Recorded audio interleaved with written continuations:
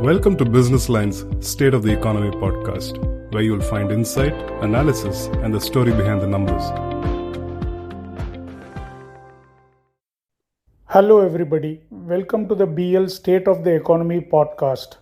I am Srivaj from Business Line, and today we have a very interesting topic at hand, which is sustainability reporting, scaling new frontiers. Not a week passes without mainstream business media around the world debating or discussing ESG investments and how adherence to good practices on sustainability and its reporting can help attract investments running into billions of dollars into the economy. As the world grapples with the challenges of climate change, resource depletion, and social inequality, sustainability initiatives and its reporting has become a catalyst for change. Sustainability reporting has, in fact, emerged as a vital tool in the global pursuit of sustainable development.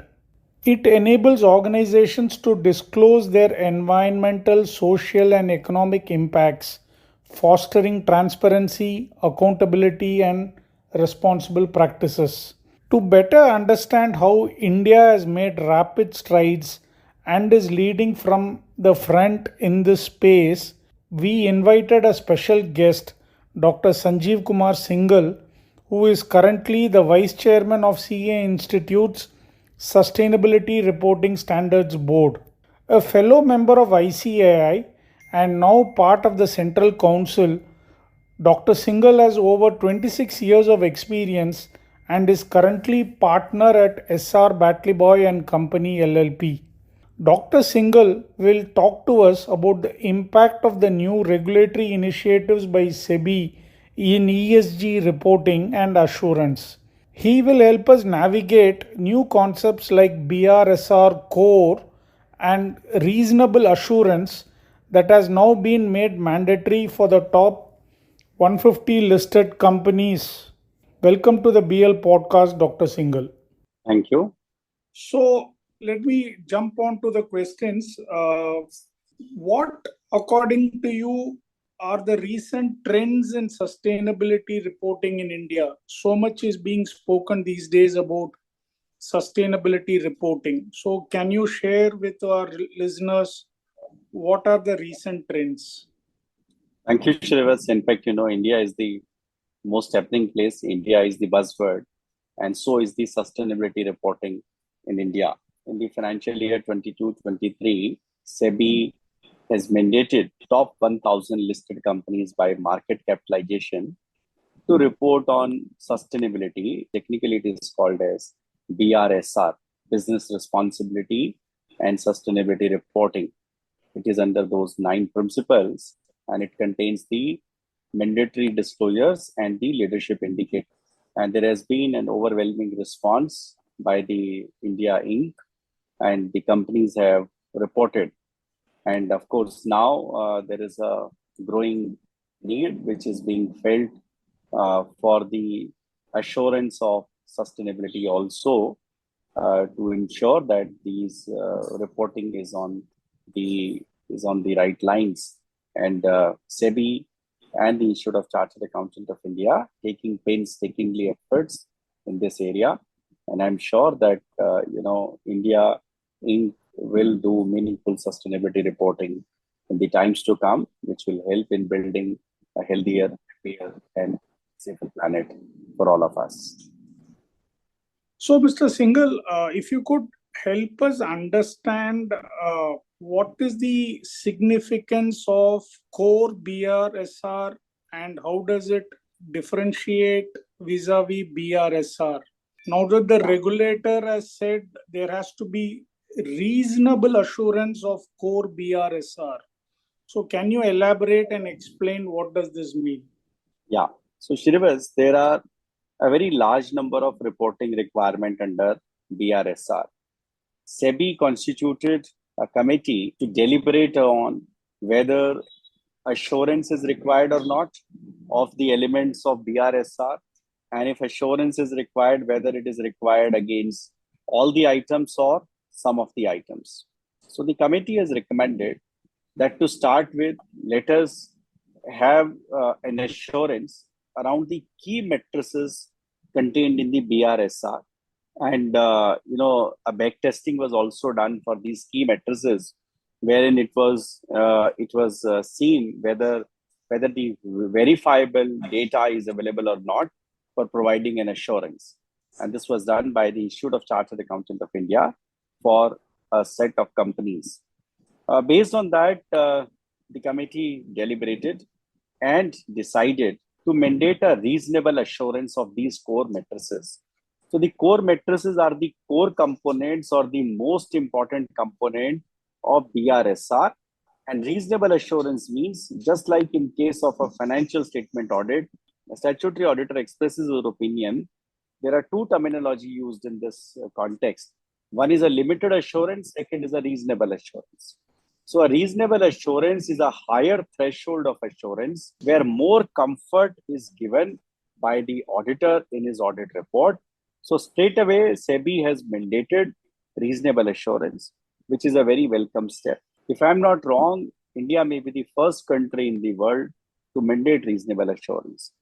And in order to keep it more meaningful to start with, it has been kept for a few elements of BRSR, which is core. Okay.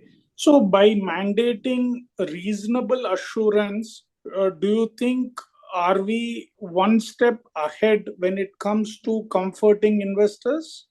100%. Because reasonable assurance is the highest threshold anywhere in the world.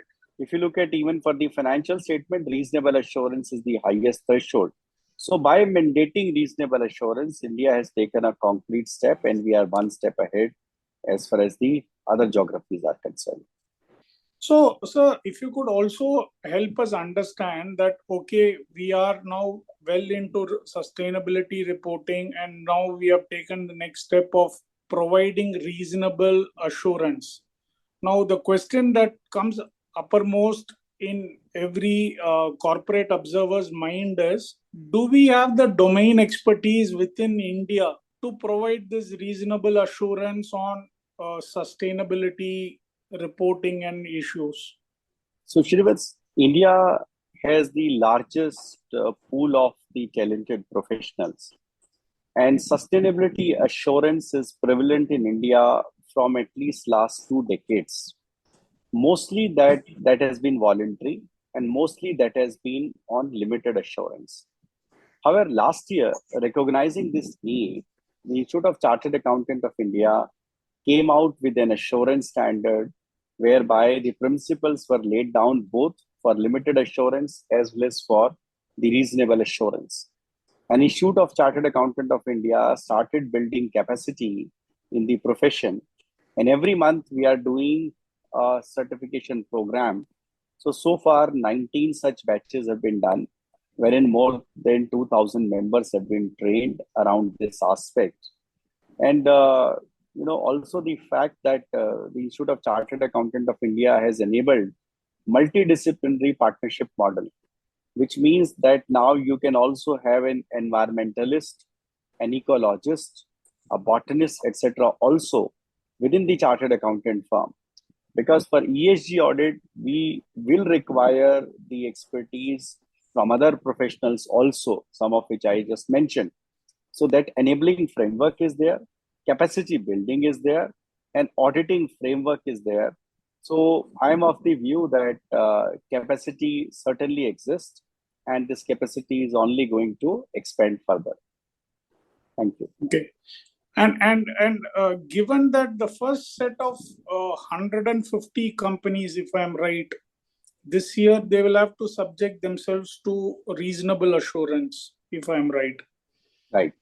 So what you're saying is there is enough expertise already available to cater to the requirements of these 150 companies.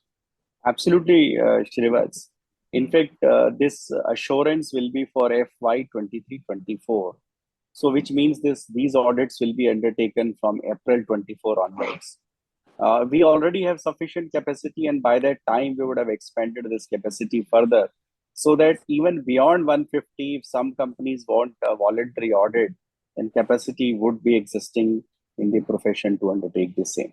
So, sir, does the regulatory framework now provide for such reasonable assurance reports to be made public? Does it get reflected in the annual reports of these companies? Absolutely, Shrivas. In fact, none of the filing with the SEBI on these assurance, etc., are kept private. These are public, and even the ESG assurance or the BRSR core assurance will be made public, and will be forming part of the annual information to the stakeholders. Okay. So, over a period of 1 year cycle, shareholders and others can get to know the status of their reporting. Yes, absolutely. So, sir, in normal financial statements, we come across the concept of auditor qualifications. Is there such a concept in sustainability assurance? Yes, it is very much there.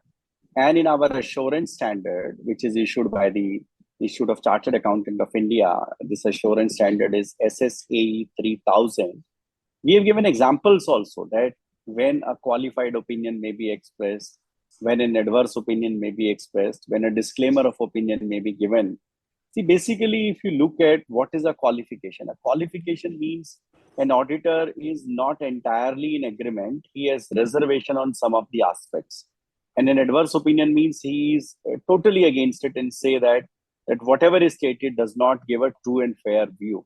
So this modified opinion and unmodified opinion will continue in the BRSR core assurance also on the lines of financial audit. And what is getting assured is a true and correct view or a true and fair view like financial statements? So assurance can never be absolute because of the, some of the basic characteristics of an audit. An auditor is there for a part of the year. He will always do a simple check. 100% of the population cannot be checked. And he can never step into the shoes of the management. So at best, what he can do is to give a true and fair view. And this has been debated for decades together. And across the world, it is the true and fair view which the auditors express, whether on financial statement or on the social impact reports or on the ESG reporting, because voluntarily anyway it is prevalent over the world. It is prevalent in India also. So it's going to be true and fair view and not a true and correct view.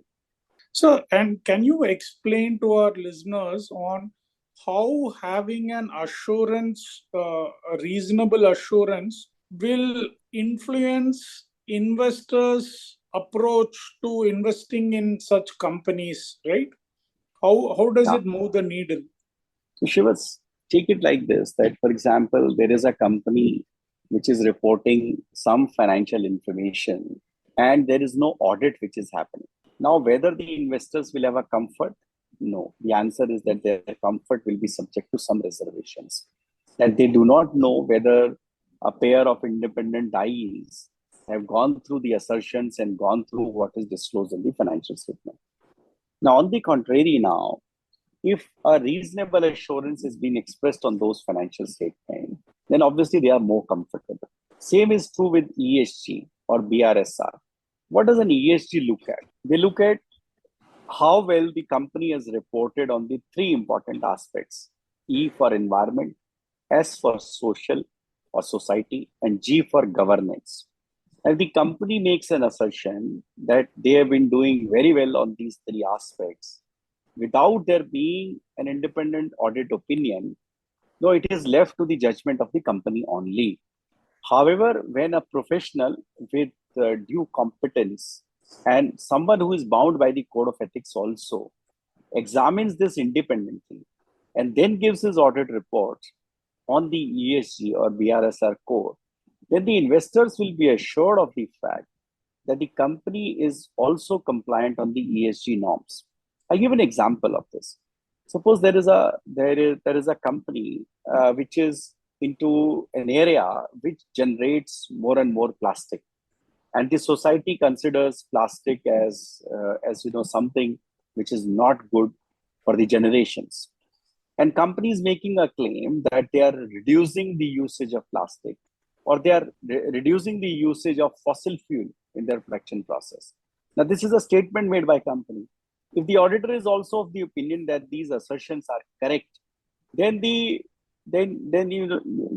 society will be more willing to consume the products made by those companies, which is going to be a win-win situation for the company as well as the society. So it makes a huge amount of difference if an audit opinion is expressed on ESG. I want you to sort of look ahead and tell me whether have we reached a stage where we are completely in step with global practices on sustainability reporting and its assurance, or are there further measures, squared or new milestones to be achieved? ESG reporting or sustainability reporting is in its nascent stage across the world. I will say rather India is leader, India is the pioneer, whether it comes to BRSR or it comes to BRSR core assurance. In fact, we have gone ahead even for value chain providers and for the ESG mutual funds. Now, whether this goalpost will change, answer is certainly yes, because this has been developed with the current set of knowledge which is prevalent. So many organizations are working on this ESG reporting. For example, International Sustainability Standard Board. They have come up with S1 and S2 standards. They are also working on additional standards. Similarly, this BRSR may also undergo change in future. Nature and biodiversity elements may also come into it. Similarly, when G20 people brainstorm this, and they are already brainstorming under India's leadership, they may also come up with some more parameters to be disclosed. So this is a goalpost, as I'm saying, which is yet to reach its final destination and will take a few years to arrive at a finality. But with the present situation, India is leading the world. Okay, that's great. So that way you do feel that there could be further steps ahead, or there are bound to be. But as on date, we are in sync with the global practices. We are the leaders. So the others are then following us. Others are following us, and some of them are charting their own course. But do we see a scenario where there will be a global framework? So there is a global framework which is already being developed by International Sustainability Standard Board. Whether all the countries will align to it or not, depending upon how robust it is, how easy or difficult it is to implement, and whether it is all inclusive. It's based on those 17 sustainable development goals, or it is focusing only on one or two goals, or whether it is addressing the needs of developing nations also. If it is addressing the needs of only the developed countries, then there is no reason why the developing countries are going to adopt. And so, sir, my last question to you is that SEBI has talked of avoiding conflict of interest between assurance providers and firms providing audit services, right? If you could elaborate on how this conflict of interest issue, has it been well taken care of in the regulation? So, Shrivats, independence is always the cornerstone of any assurance. If you look at the three core principles that the Institute of Chartered Accountant of India advocates, it is independence, integrity, and excellence. Now, independence basically means that you are not expressing an opinion on which you have been the advisor also. Say, for example, if someone is advising on ESG aspect and the same person is expressing an opinion on the same, obviously there is a conflict of interest. Now, our section 144 of the Companies Act lays down several areas, for example, internal audit, bookkeeping, valuation, etc., which are prohibited for a statutory auditor to do. Now, SEBI has also attempted to define what is doable and what is not doable for a firm who is giving opinion on ESG reporting or the ESG assurance provider.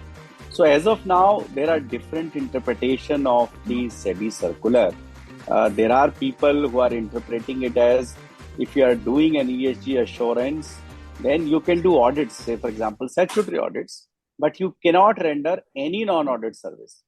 There is one school of thought who is saying that you cannot render any non-audit service which pertains to ESG. So I'm sure in the times to come, more clarifications would come. But one basic principle which SEBI has laid down very clearly, that if you are an ESG assurance provider firm, then you cannot have a conflict of interest, and which is justified. So everywhere in the world, auditors, the independent auditors, are supposed not to have a conflict of interest.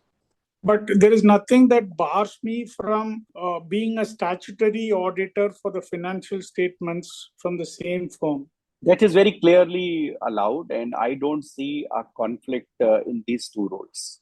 Right, sir. Thank you, Mr. Singhal, for all the perspective and all the insights into how sustainability reporting is evolving in India and how India has already moved much ahead of others. Thank you so much.